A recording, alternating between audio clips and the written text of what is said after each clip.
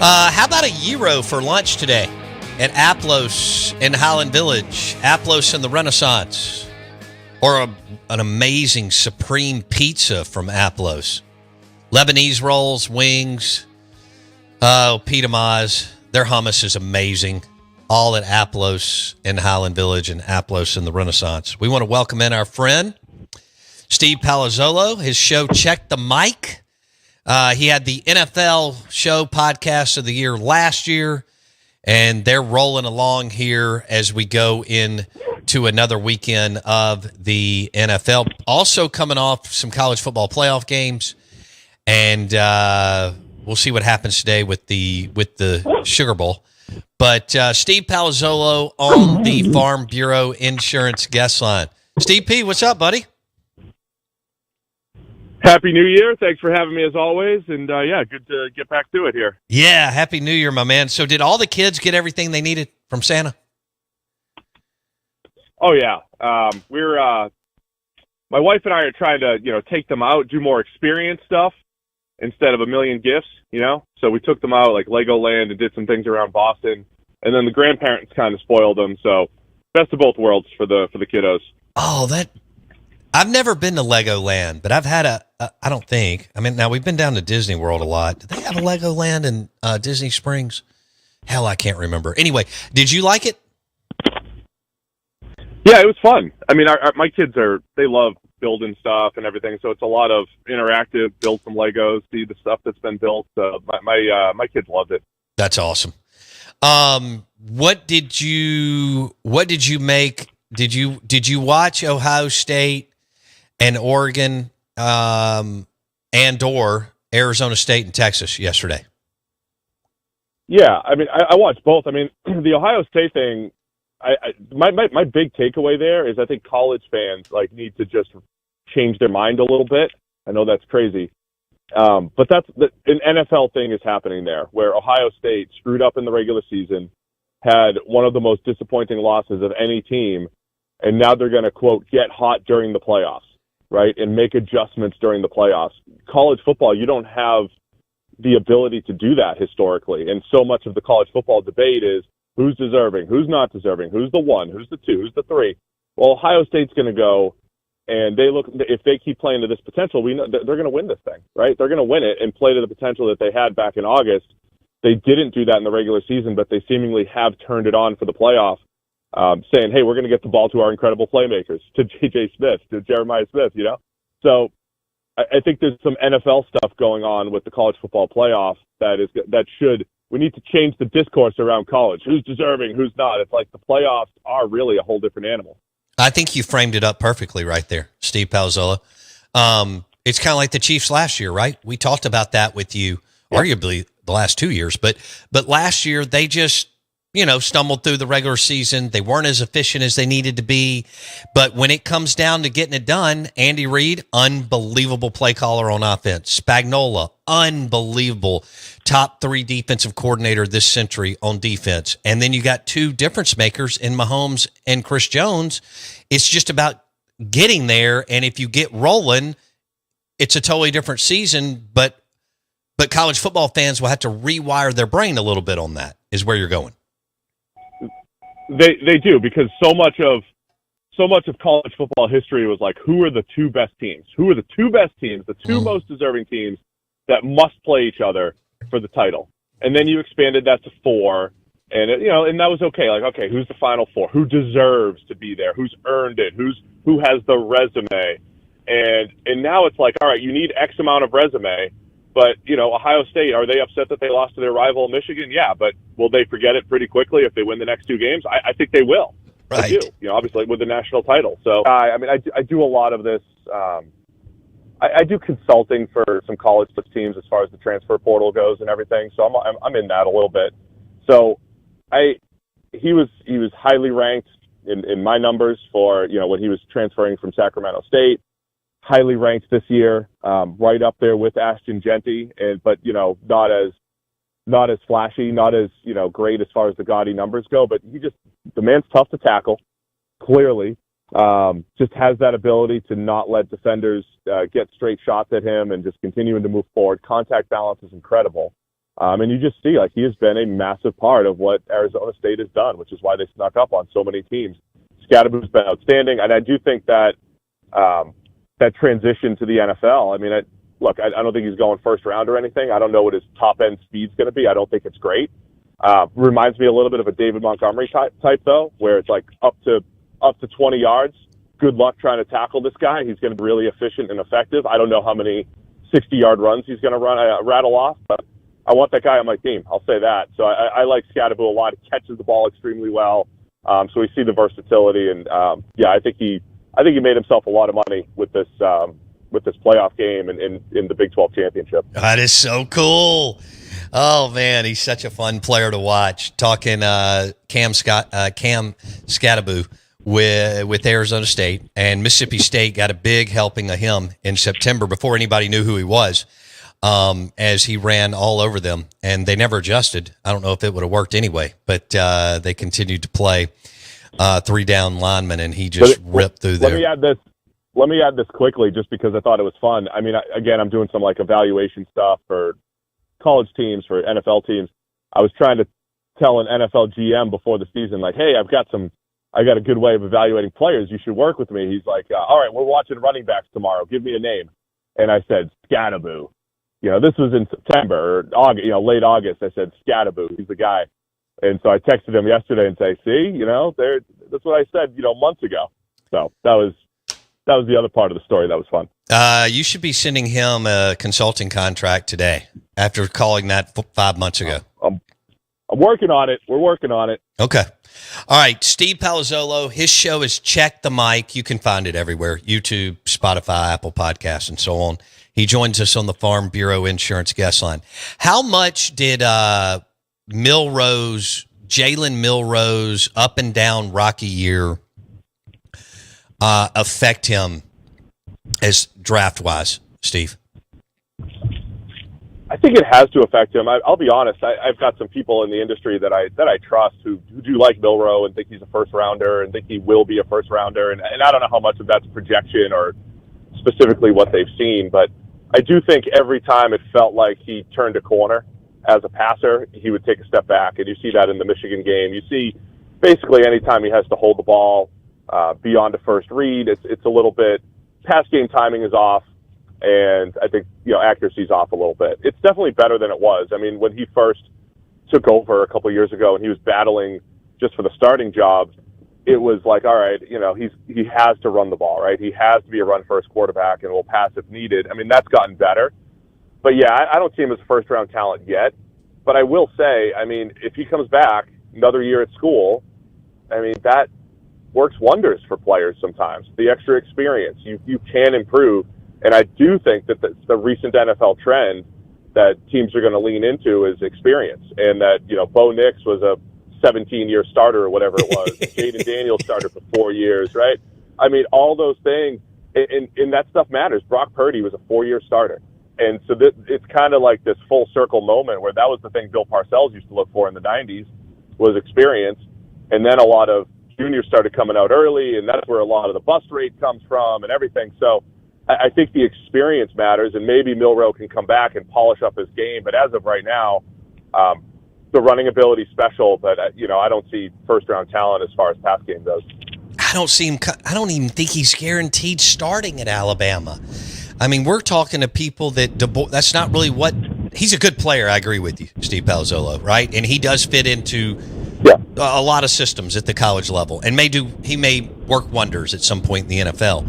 But he's not what DeBoer really wants, and so I don't even know. Now he could hit the market, and somebody's going to gobble him up. Now we had Mike Detillier, WWL Radio TV New Orleans, say if he comes out, and I expect him to, that he's going to win the underwear Olympics. He's going to test out in so many things at a high level that all it takes is 1, 2, or 3 teams, and depending on what picks coming up, and he'll be good to go. How do you feel about that, Steve P? Yeah, I mean, I think, again, you got to look at recent history. I think his running ability is special. I don't put anyone in the Lamar Jackson category. This year I will say Jaden Daniels is probably in the Lamar category as a scrambler. But let's look at this, right? Who the QBs who have been running threats at the next level, but all around threats. It's Lamar Jackson and looks like Jaden Daniels right now. Both, and then let's compare those guys to say Anthony Richardson and Jalen Milroe. Jaden Daniels and Lamar Jackson were both pretty polished college passers. Mm-hmm. Lamar Jackson was not a run around and throw the ball type of guy. He sat in the pocket, made throws. They designed a run game around him. Jaden Daniels sat in the pocket, made NFL throws, and then scrambled when he needed to, right? So we didn't see that from Anthony Richardson coming out. And then it was like, okay, we kind of hope that the accuracy will improve, that the footwork will improve. We hope that will happen, just like Josh Allen did, right? I mean, that's what Anthony Richardson's draft stock essentially was, or future was predicated upon.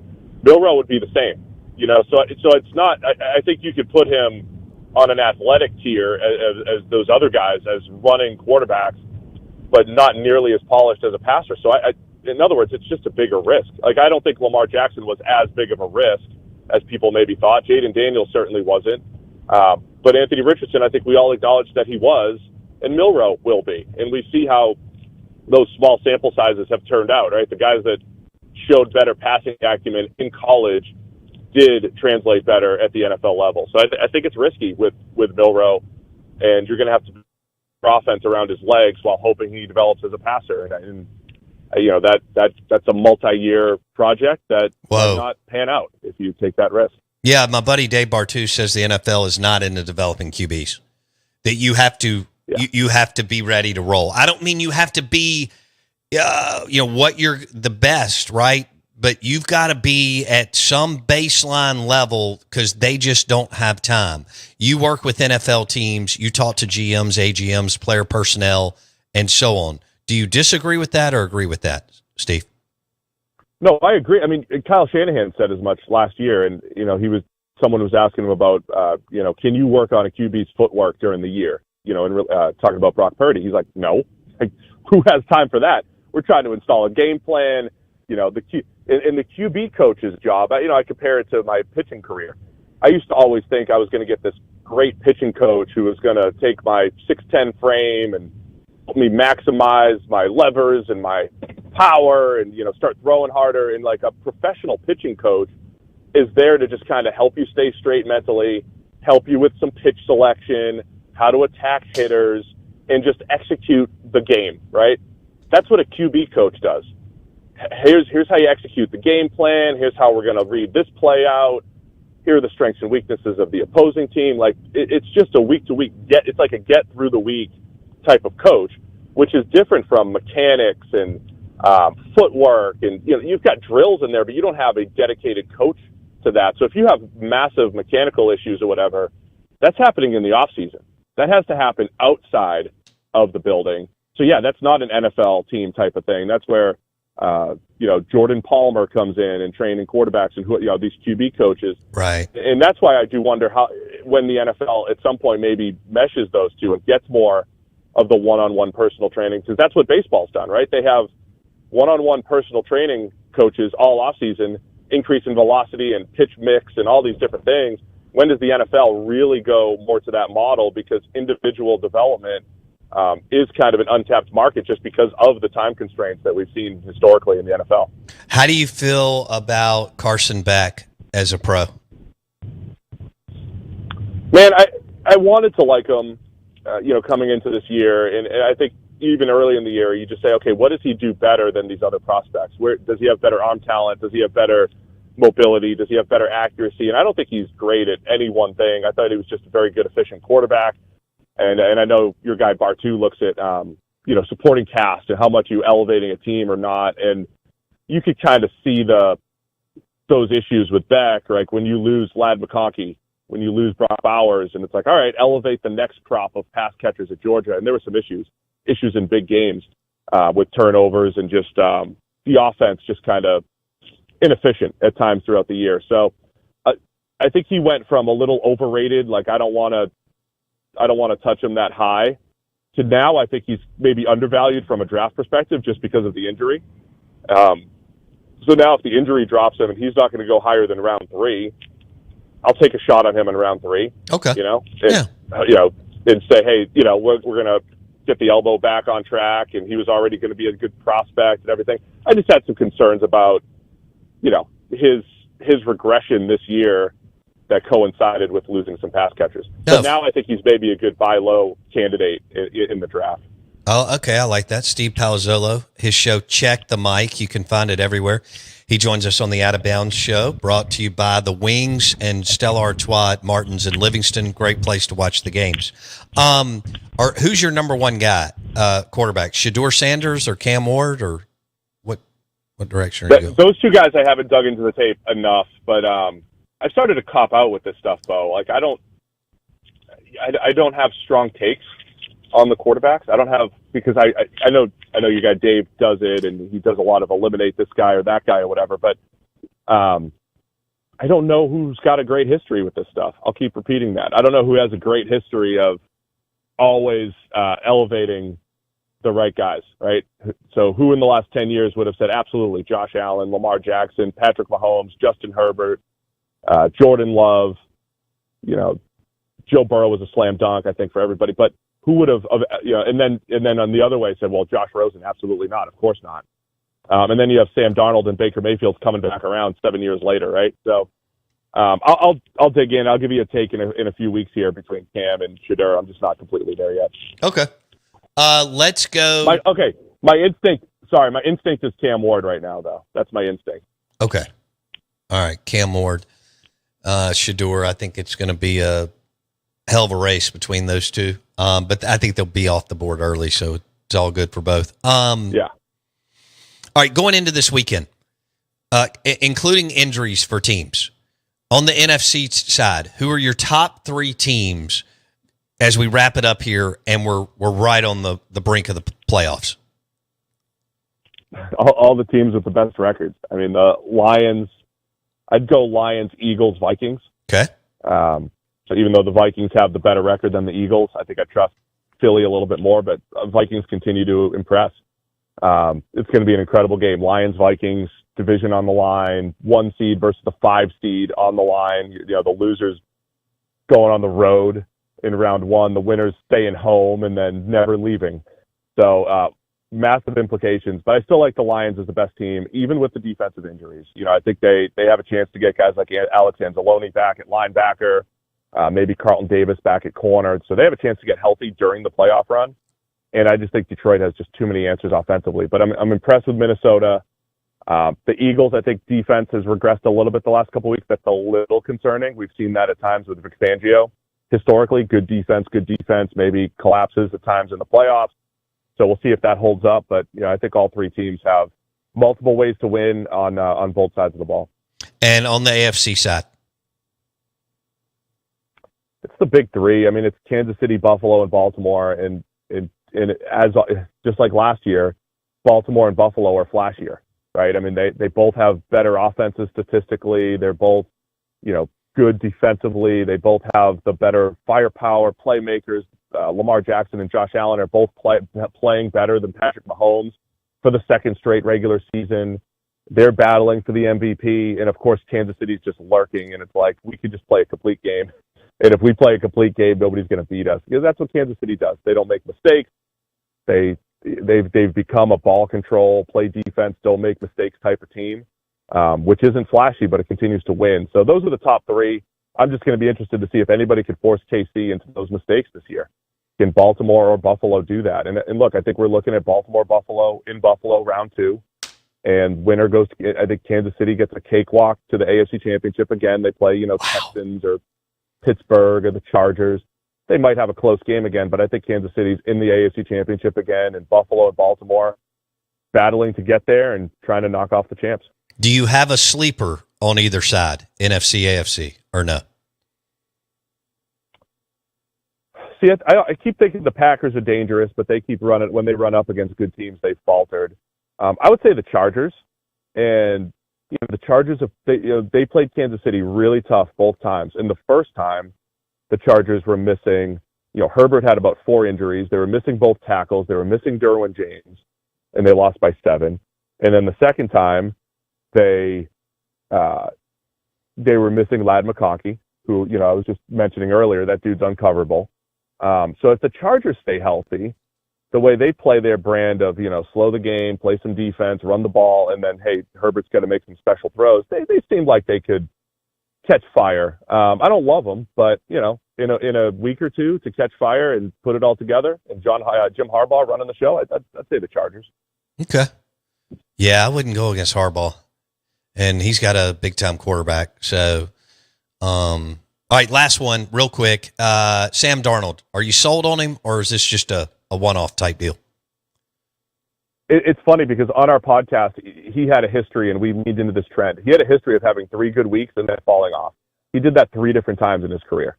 First 3 starts of the season. So we kept waiting for this early in the year, kind of as a joke, but also serious. Like, I'm not ready to buy in yet. I've seen this before. He's shown flashes.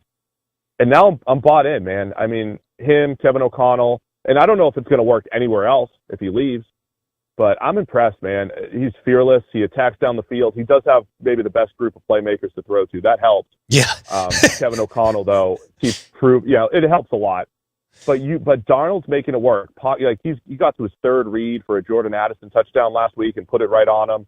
Just so impressed with his composure, accuracy in the pocket, reading things out, and also bouncing back from mistakes. He's made mistakes this year, but every time he does, it doesn't collapse on him.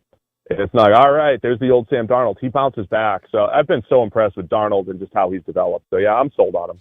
20 seconds. Should Dallas fire Mike McCarthy and get into the Ben Johnson sweepstakes? I would, yeah. Just because it's Ben Johnson, I think he's going to help turn somebody around. All right, dude. You were awesome today. I'm giving you a 5-star rating for today. Yes. Thank you. You're welcome. You're getting a Cam Ward type draft profile. Be good, man. See ya. That's $2 million. NIL. Steve Palazzolo. Thanks, buddy. Steve Palazzolo. If you love the NFL, check out his show. Check the Mic. You can find it anywhere. Y'all all have a phone. Check the Mic. YouTube, Spotify, Apple Podcasts. Check the Mic. We are the Out of Bounds Show, 105.9 The Zone, ESPN. How about smashing a cheeseburger or a blue plate at Martin's in Livingston today and watching the Sugar Bowl with an ice cold Budweiser? That's at 3 o'clock.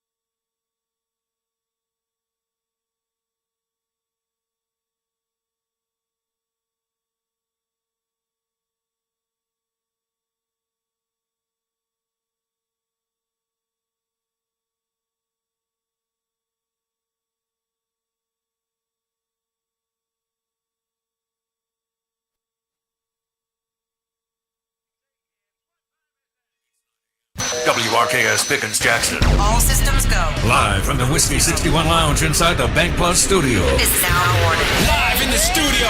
It's the Out of Bounds Show with Bo Bounds. Streaming live worldwide on the Out of Bounds radio app. And on your radio at ESPN 105.9. All set? Let's go. The Zone.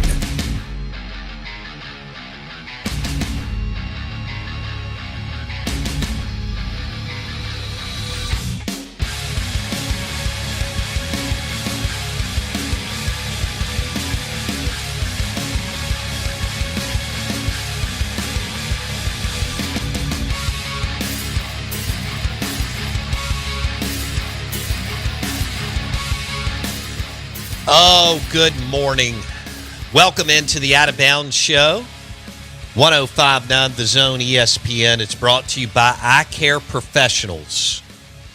If you need cataract surgery, call Dr. Kurt Jeffrey's office today.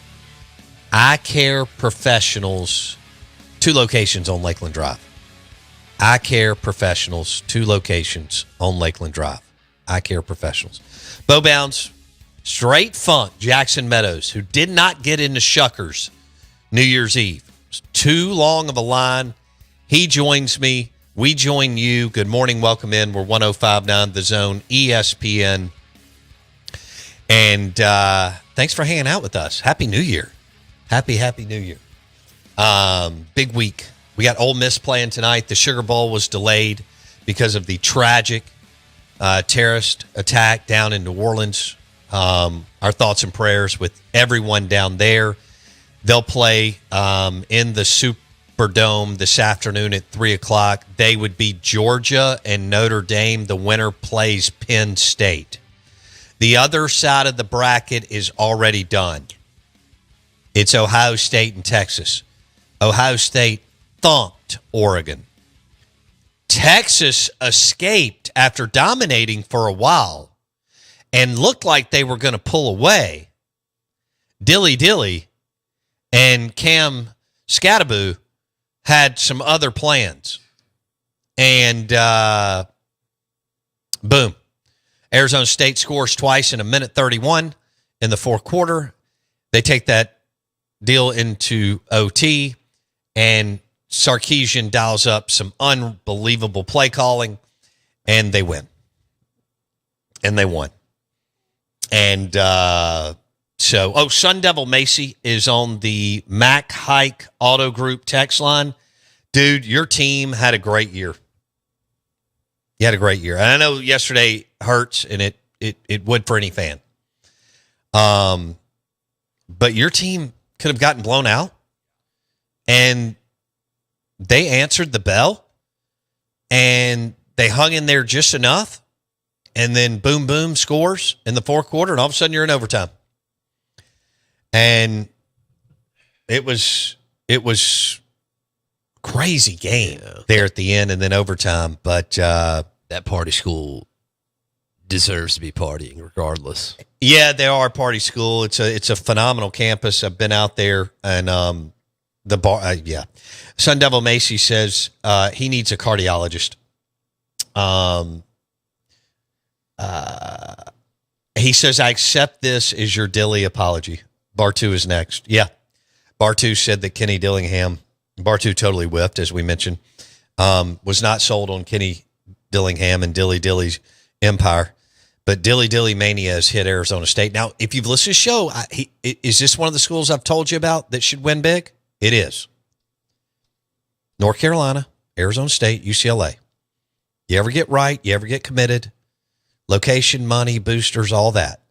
You just haven't cared. You haven't had the right leadership. You've gone through crappy ADs, presidents, chancellors that don't care, and so on. But if you understand how to rally people, how to make some good hires, you should win at Arizona State. I mean, Phoenix metro area, Tempe. Come on. Los Angeles, I've been on the UCLA campus. Amazing.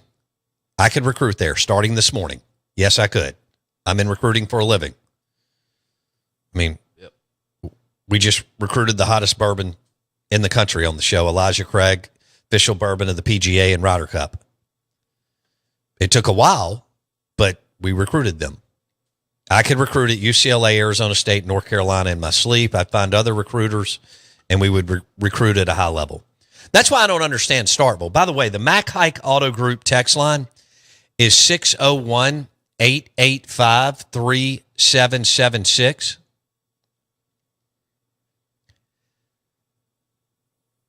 That's why I don't understand Jeff Levy not surrounding himself with, like, Jeff's a good recruiter. He's the best recruiter on the staff. But you want to hire, like, at least 3 other guys that are either better than you or chomping at your you-know-what, just because that makes the whole thing better. You don't have a dude. You don't have a dude on the staff. Who's your dude? Right? It's Jeff and Votler. I mean, your two best, and now Paul Rhodes. But right. but I don't know if Paul Rhodes is a great recruiter. I think he understands the deal. And I don't think he's great at X's and O's, but he's pretty damn good. And for this staff, he's really good. Right. Levy's turning into a hell of a play caller, but it doesn't make sense, to ride or die like this makes no sense. Because that's what's happening, right? Yeah, this is it. This is it. I don't know what number. It's 5 is minimum to win, or the staff's gone. 6, it may take 6. And with that schedule, 6 is. I don't know if you have a winnable home game between Tennessee, Georgia, Texas, and Ole Miss. Maybe Ole Miss. You played them much tougher than I ever thought you would the last 2 years. The team that you rolled out this year is the worst team I've ever seen play as a Mississippi State fan. And a lot of it was coaching. I mean, you had better. You should have produced more than you did. You didn't have, even pretty good talent, but you didn't have terrible talent. Maybe the quarterback position saves Levy. And an upgraded portal class on the defensive side of the ball. You cannot lose to Southern Miss. It's over if you do. Yes. You can't lose to Arizona State at home. I would think it's probably over if you do. What? Yeah. No way. They wouldn't ding him like that. It's a college football playoff team. This year. Right. I know. No, I mean, I don't believe Arizona State's going to. Oh, no, reload or anything? Yeah, I mean, do I think that Dillingham can, get something going there? Yeah. But I don't think they're necessarily going to, So, yeah. Look, you still should have won. If you'd have had Jeff Collins, Manny Diaz, Bob Shoop. Bob Shoop, yeah. What are you looking at? 1 or 2 extra wins there at minimum? Obviously, Pete Golding. If you'd have had that kind of defensive coordinator, even at Arizona State in September for what they were, then not as you would have won. You could have won the game, but you didn't. So, I mean, but and I know I've said it in a joking-ish way, but I'm serious. If they do drop the ball game for some reason in the Berg to begin the year, he's out. It's gone. Oh, you can't recover. So you can't. Charles Huff. It will be Southern Miss's Super Bowl. Yes. Now, I think Southern Miss should take $500,000 as a buyout and give it to Charles Huff and go win the Sun Belt. Right. That's what I would do. Right. See, I don't think it's 2010 or 2000 or 1994. I don't think the game means as much as Southern Miss thinks it does anymore. Oh, it doesn't. Okay. And so, I mean, will beating Mississippi State be cool and fun for the weekend? Yeah. But do you want $500,000 to go win the Sun Belt, or do you want to enjoy beating Mississippi State? But in the grand scheme of things, it doesn't mean anything. Yeah, you'd want to hoist a trophy. Right. So that's my point, Jackson. I'm with you, but I'd want more than $500,000 this year. I think 500's a lot. Is it? Yeah. In the Sun Belt, you would be the biggest spender by that's a good point. 1 million miles. That's a good point. Yeah. And if you got your alums, which you should be able to do to match that, you'd have $1 million in NIL money, and you could just go win the Sun Belt. And guess what you would do? Put yourself in position to go to the playoffs. Yeah, you're right. So do you want to pass on that money so that you can beat Mississippi State? Hey. Or do you want to go try to win the Sun Belt and try to get the ranking that you need to get into a 12-team playoff? That's the business that I'm looking at. We are the Out of Bounds Show. We're driven by RPT, Rick's Pro Truck, for your next spray and bedliner.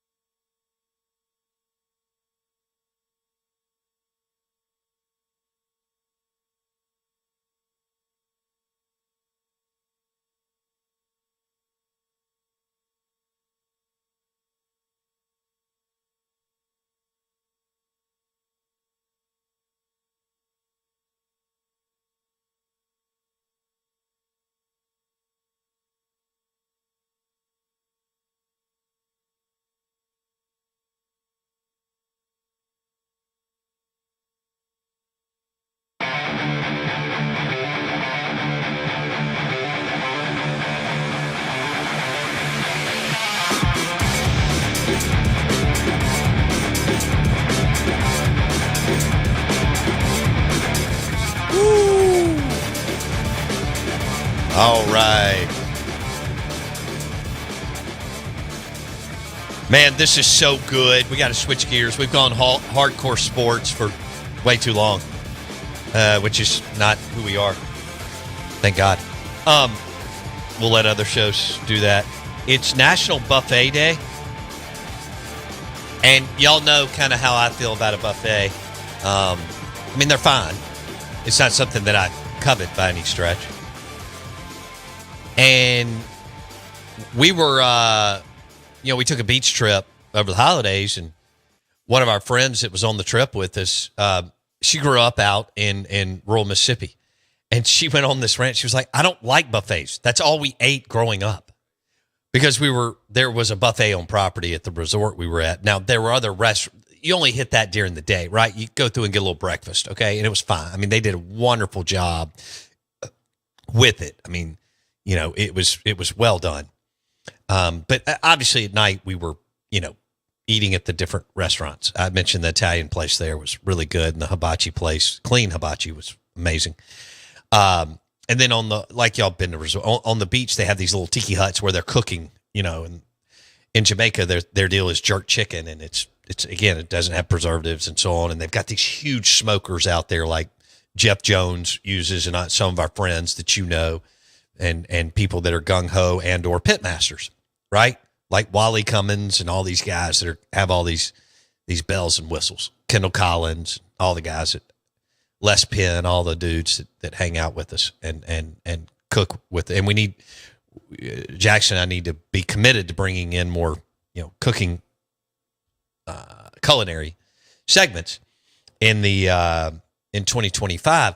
But she was like, I don't wake up wanting a buffet, and we've had fun with this because Straight Funk still likes a buffet every now and then. I'm not I don't want to go to a buffet. Now, will I eat one? Like, I was on property, and did I need a little breakfast? I'd grab a little scramble. I'm not one to smash food in the morning.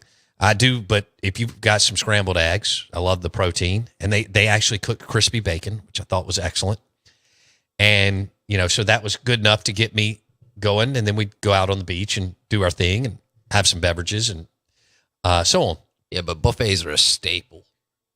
Yeah, of American lives. Well, especially in this area. That's fact. That's it in other major metropolitan areas where they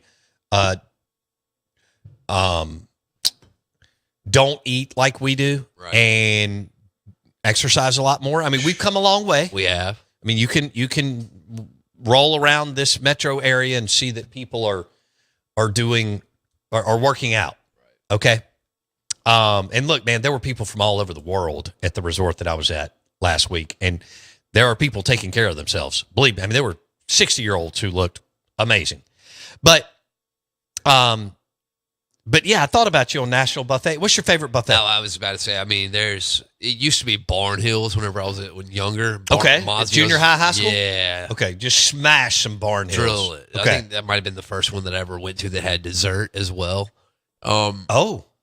Maggio's was a staple for a long time. The Maggio's pizza buffet? Yeah, I mean, it was just. I've hit so that easy. 25 years ago. I've been to it a couple of times. Are you proud of me that I've been to that? I am. We had a buddy on my soccer team. His father owned a bunch of the franchises around here, so we were always eating Maggio's. That was a good deal.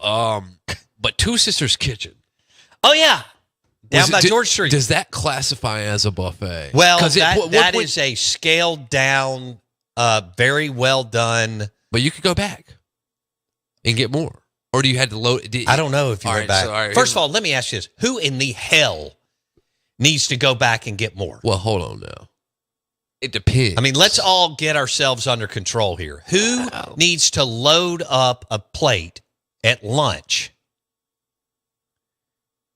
Wait, what the option? And then go to the... go back. No, you're going to have to take a nap. Oh, but people can't do that. Well, yeah, okay. But in college you can. Right. I think you're thinking about when you don't have much to do. Right. That's the majority of the time. But, all right, so what is a buffet? What classifies as a buffet? If you go through and fix your plate all at once. Then that's a buffet. Is it? Yeah. Ooh, I don't know. What would you call that? Buffet would be all you can eat buffet, right? To me. Oh, I don't think it has to. I don't think it has to be all you can eat. For it to be a buffet? No. You're talking about buffet style. Yes. Okay. The layout. Okay, I can get with that. The layout. So like that. Now the big thing, like when we were on the resort, you've been there to places like that. They have stations. And I love that. Yeah, and so you get to that. it's spread out. That's Used so to when cool. we were growing up One place. in the rustic and rural, of the 70s and 80s, and even Right. I guess 90s, but 70s and 80s of the Sun Belt, it was just one road. Right. It's just herding cattle. Just come on through, pile it up. Meat, taters, cream corn, everything else that you can think of. Nobody in their right mind needs more than one plate. No. I mean, unless you're playing offensive line for Ohio State. I mean, like Ole Miss has been down at the Gator Bowl, and they've had I know they've had some great food, but they've also had some setups of buffets. Sure. Well, if you're their left tackle, and you work out 6 days a week, and you go through, you need X amount of thousands of calories a day. Fine, but yeah. But I like where you went with what'd you call it? Two Sisters Kitchen. Yeah. The one down by George Street. Man, it's closed. Yeah, that was good. That was good food. It was like high quality buffet. Obviously, was. Hamill's is one of the big ones around here. Right. Best one. That business model is amazing. I mean, that family's figured it out and super wealthy and good for them. I don't go. I haven't been in about 15 years. God, I did they meet kill it. Bert Caruth there about 15 years ago when Bert was doing business with us, and Bert it was late, so we had already gotten through the crowd, thank God, and it was like 1:15-ish or something, 1:30, and he was hungry. He was coming in from Birmingham, and we met there, and he got a plate, and I thought this was so funny. I said, well, can I? Used to, at times, you could do the full buffet or salad bar. That's right. They don't offer that, and they don't have to. No, they don't. Okay, All I or don't nothing, blame my them. guy. Yeah. But I was like, can I get the salad bar? And they were like, no. No. And I was like, all right, cool. I'll just take unsweet tea. But yeah. So I thought about you. Now there's another national day here. Oh no, the best buffet in the state's gonna be at a casino though. Oh, like the crab legs. Yeah, that's like different. like Pearl River Resort does Friday and Saturday night crab legs. Correct, and it is. And people get after it. I mean, I've seen a fight over these crab legs buffet, Pearl River Resort. People go nuts. Yeah, as they should. Yeah. I'm gonna go to Philip M's tonight. Well, duh, it's chowder night. Yeah, it's seafood chowder. It's cold. God, I'm gonna start with a chowder cup is of so seafood good. chowder. Well, dude, you could come with me. Saffron. We're looking for an assistant producer, like somebody that's around here going to college. We're looking for someone to help Jackson. If you're interested, text us, or if you know someone, male or female, who's in the area, who wants some part-time work, who wants to learn the digital and the board and Spotify and YouTube and Apple Podcasts. We're looking for someone to give Jackson some assistance. That'd be cool though. The Mac Hike Auto Group text line is 601-885-3776. It's also National Bloody Mary Day. Hey. Tito's Bloody Mary with some okra and some pickled okra, pickled green beans. Get some deer sausage from my guy Scott Bates or Kendall Collins. Put it on a toothpick. Put the pickled okra on a toothpick. My man Nick Fulton can make a mean Tito's Bloody Mary. That's the appetizer because it is all about the garnishes. Okay? Load that up and get ready for a football game. That's it. Pickled okra is... Well, I love crispy bacon too, but deer sausage, pickled okra, and then a pickled green bean. I'll tell you who has a good Bloody Mary is Bravo. Good grief. I don't know what Jeff Good and them do, but Bravo has had a good Tito's Bloody Mary forever. Also, Pearl River Resort, because they have the Steve Azar Bloody Mary mix with their Tito's Bloody Mary. How about that? Mm-hmm. You don't have to be me till Monday. Back in a second.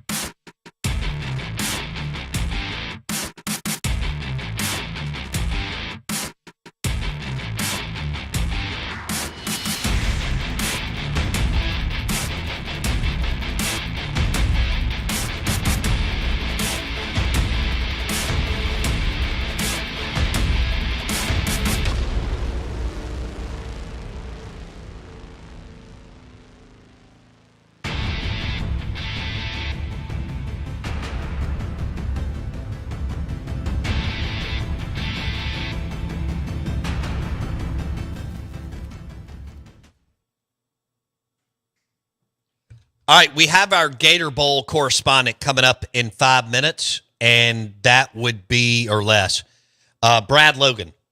He'll be live from the Tax Slayer Bowl in Jacksonville, Florida, as Ole Miss is going for 10 wins back-to-back years.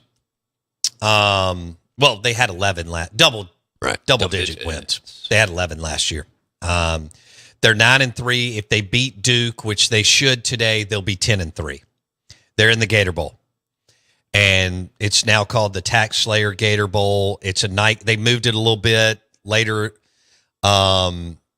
It's a 7:00 kick. We've got the Sugar Bowl that was moved to today. It's a 3:00 kick because of the terrorist attacks down in New Orleans. That's Georgia and Notre Dame. Penn State's already there waiting on the winner of Georgia Notre Dame. This could be a hell of a football game today. Yeah. Georgia's without Carson Beck, but they've known that for weeks. Yeah. So we'll see. And then on the other side of the bracket, as y'all know, we have Ohio State and Texas. So there you go. Ohio State and Texas. If Ohio State comes out and thumps Texas. Ryan Day's life got a lot better yesterday. It did. 2 days ago, whatever. Yeah, yesterday. He's now in the semifinals. He's okay. He can breathe. Yeah, he can breathe a little bit. Because things were mighty dicey. Choppy. They were choppy. Even at the house, they were choppy. Yeah. So reports say, at least, But I think that guy's taking before the playoffs started, I asked you who had the most to gain. And I wouldn't have said him, even with everything going on. But, man, he has gained a lot. Yes. Because they punished Oregon. They hammered them. Dominated. Skull drug Oregon. And we were all kind of like, what is Oregon? And it's all cute and fun. Yeah. But Dan Lanning was embarrassed. He was. No doubt. And they'd already played this year, right? Yeah. Oregon had won. They had won. We went over National Buffet Day. You like a buffet. But do you still love it? Crab leg buffet, yeah. Okay, crab leg buffet, which Pearl River Resort has an unbelievable crab leg buffet on Fridays and Saturdays. It's also National Hangover Day. Jackson, are you hungover? And neither am I. But people were over the holidays, so maybe we could do tell us your best hangover story, or worst, kind of best, if that makes sense. That could be fun. We may need to bank that, do something around that. What's your best hangover remedy? That's also something that's out there. You can get an IV from Core Wellness and Recovery in the township. Now that we actually have these kind of places, I mean, they've been in other spots for 10 or 15 years. We're a little bit behind. That's okay. I love this place, love the area. But you can get an IV at Core Wellness and Recovery. Or you can IV up even before you party. Right. You can IV up before you party or after you party. Or, if you're working out 4 to 6 days a week, you can IV up at Core Wellness and Recovery. And then you can do the cryotherapy. Cryotherapy would probably be really good for a hangover. You get in there and it's cold as all get out, but 3 minutes later you feel great. Probably could flush that thing pretty fast. Straight funk. Yeah. All right, we are the Out of Bounds Show. ESPN 105.9 The Zone. And we want to welcome in our official Gator Bowl correspondent. Brad Logan is in Jacksonville, Florida, and they're getting ready for Ole Miss and Duke tonight. And Ole Miss is laying 17.5, and Duke does not have their starting quarterback. And Brad Logan, good morning and Happy New Year, man. Hey, good morning, Bo. Appreciate you having me on, and Happy New Year to you and all the great listeners in the Jackson metro area and everyone that listens on the app. It's worldwide there at the Bo Bounds Show. Well, I appreciate that. Did you and your family have a good holidays? I think anytime you don't have any illness, and there were a lot of sickness around North Mississippi, but we were free of that, and we had a wonderful holiday, and I hope everyone else did as well. Good. What's the weather like? Every time I've been to the Gator Bowl or the cocktail party, the weather's been fabulous. What's the weather like down there in Jacksonville today, Brad?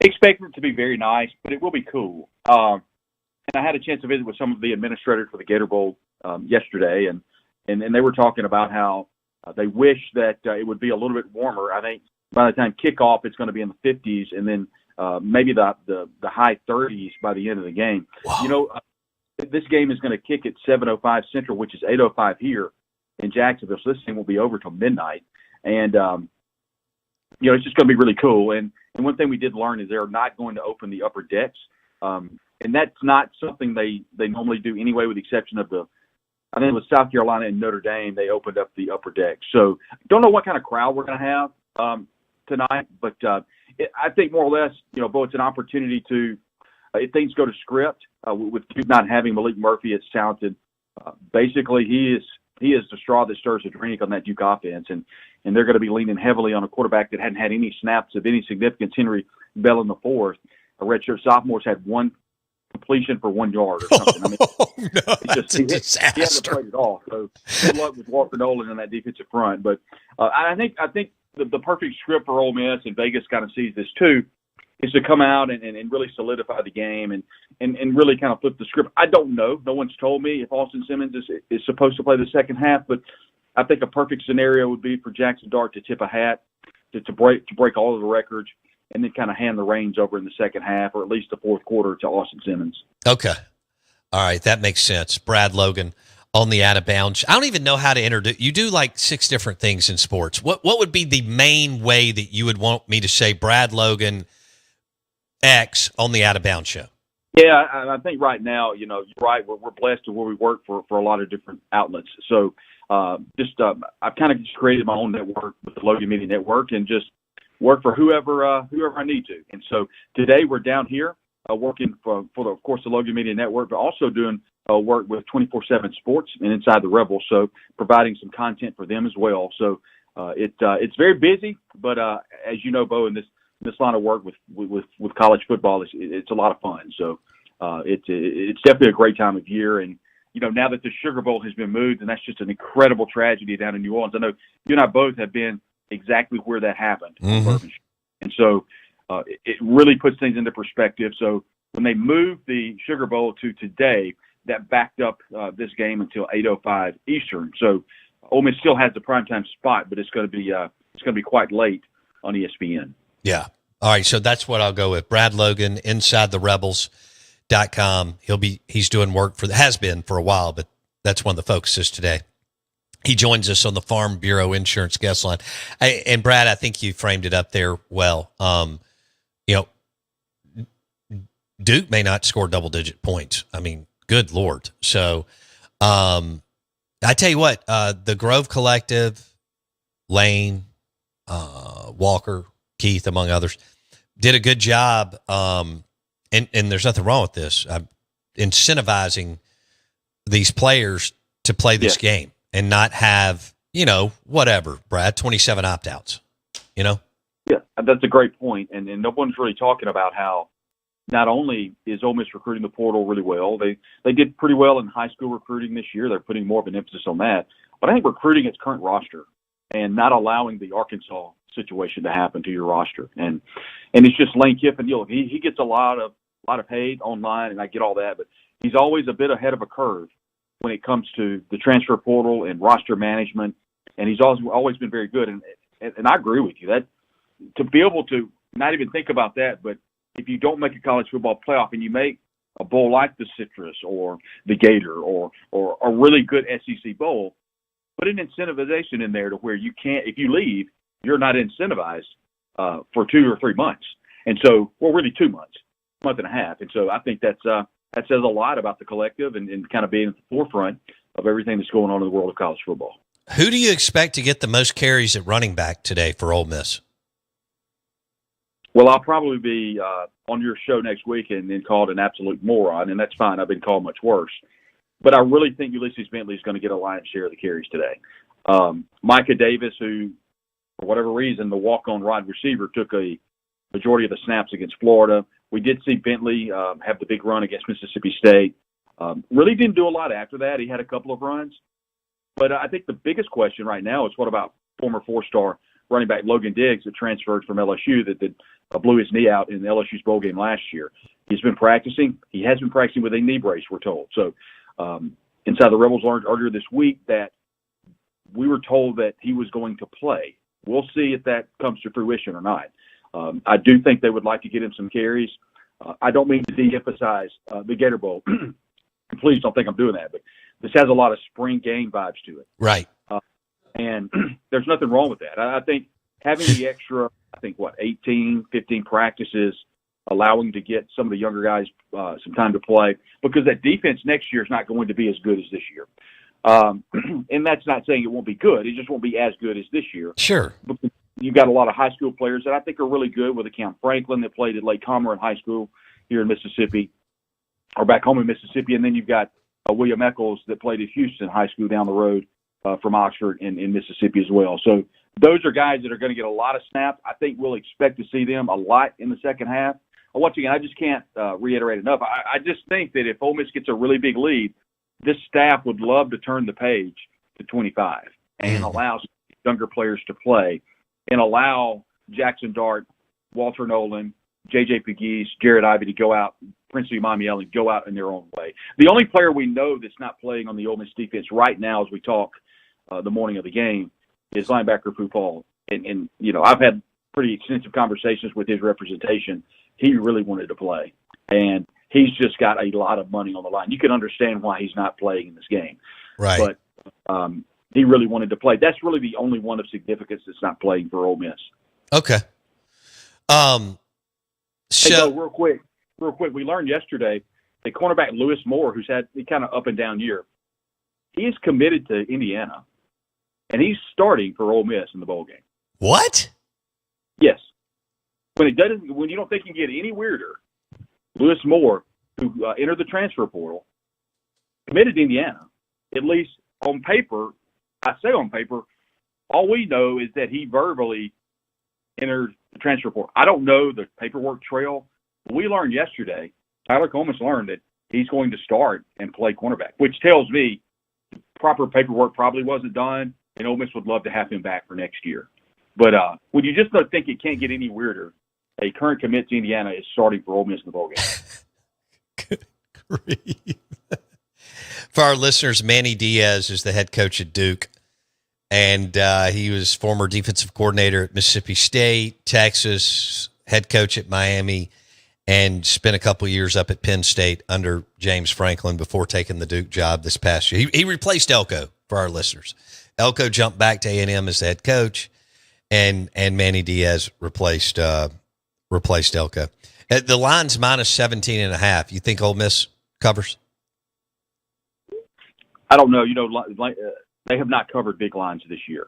In fact, they've lost games when they were double-digit favorites against Kentucky and then Florida. So I don't know if they cover. I think they kind of do, because there's really no pressure in this game. And I think with the pressure off, that's just going to allow the offense to play, much better than it played against at least the last two weeks of the season against Mississippi State and Florida. And look, I think people are not giving Mississippi State and Florida enough credit about how hard they played, and I think that has a lot to do with why Ole Miss, didn't score as many points. But here's one thing, though, and you made a good point. Manny Diaz is a really good defensive coordinator, and he's going to have that defense ready to play. Ozzie Nicholas is a great player, the mighty linebacker. Will linebacker Trey Freeman's very good. Their star, which is a hybrid player on that defense, Cameron Bergeron, a senior. They've got a lot of leadership on that team. So this is not just going to be where Ole Miss needs to roll the ball out and just, they're just going to kill Duke. I think the biggest problem Duke's going to have is their offense against this Ole Miss defense. Sure. They create a couple of turnovers. This thing may get over early. Yeah. Yeah. But I think if Manny, he's going to scheme the heck out of Lane. I don't know. We'll see how Ole Miss responds, but Manny's a great defensive coach, and they'll scheme Ole Miss really well.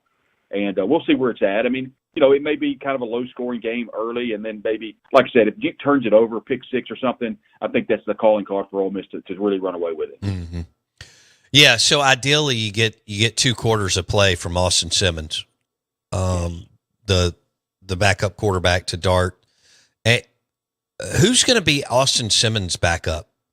Right now it's A.J. Maddox out of Central Mississippi. I think he played around the Hattiesburg area, and he's got two younger brothers that have committed to Ole Miss. Their dad, Anthony Maddox, played defensive tackle for Delta State back in 2000 when they won the national championship. So a big lineage of football players in that Maddox family. So right now I would say he's running second team, but Ole Miss really needs to get a quarterback in the portal. They have tried a couple of different options in the portal to get a quarterback, and they have not been successful doing that.